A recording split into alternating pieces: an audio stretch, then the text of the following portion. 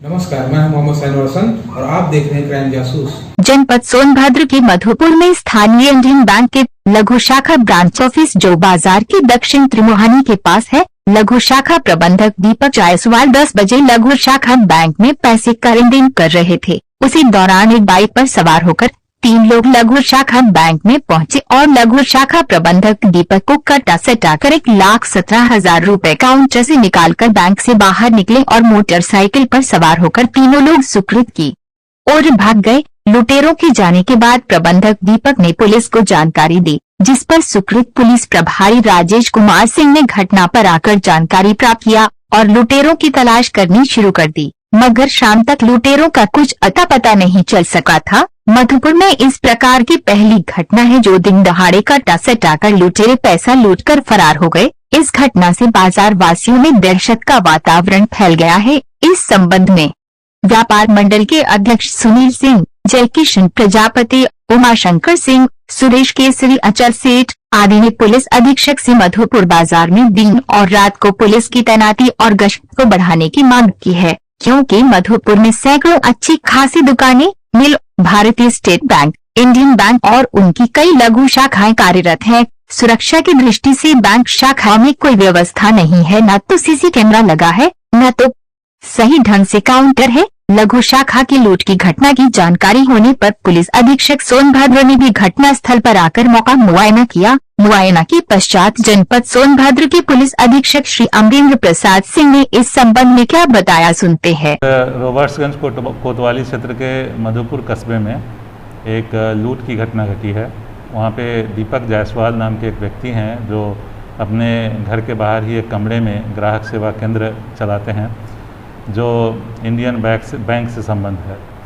और करीब 10:37 के बजा होगा कि उन्होंने एक महिला ग्राहक को पहले निपटाया। उसी समय 2 लोग और पहुंचे और वहां पे पहले उन्होंने पैसा निकासी की बात की और फिर इसी बीच दीपक को उलझा करके और उसका जो केबिन बना हुआ था, केबिन के ऊपरी हिस्से से स्केल करके अंदर चले गए और उनके गले में 1,17,000 रुपया था, उसको छीन लिए।